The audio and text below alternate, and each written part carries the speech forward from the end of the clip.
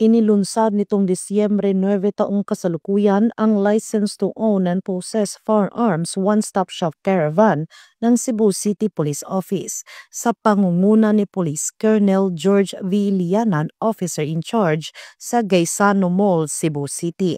Ang 2 araw na aktibidad na tatakbo hanggang Disyembre 10 ay layuning gawing mas madali at mas epesyente para sa publiko ang pagkumpleto ng kanilang firearms licensing requirements. Pormal na binuksan ang caravan sa pamamagitan ng isang seremonyang dinaluhan ni Cebu City Mayor Honorable Nestor D. Archival Sr.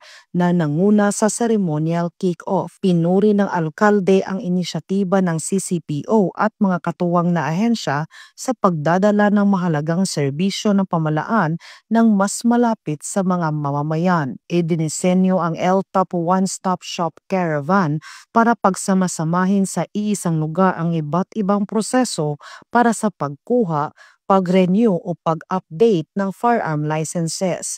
Sa pamamagitan nito, nababawasan ang oras at gastos ng mga aplikante habang tinitiyak na sumusunod sila sa tamang legal na proseso ng responsableng pagmamay-ari ng baril. Kasabay nito, suportado rin ng programa ang kampanya ng CCPO laban sa paglaganap ng loose firearms na nakarehistro sa Firearms and Explosives Office Database sa paghimok sa mga gun owners na ayusin at irehistro ang kanilang mga arma. Higit na napapalakas ang kampanya ng PNP para sa mas ligtas na komunidad at maiwasan ang maling paggamit ng hindi rehistradong baril. Ang LTOP One-Stop Shop Caravan ay isang malinaw na patunay ng pangako ng CCPO na gawing mas madali at mas epesyente ang serbisyong pampubliko habang pinatitibay ang ugnayan at pagtitiwala sa pagitan ng pulisya at mga mamamayan. Mula dito sa Cebu City Police Office, ako yung Police News Network Correspondent,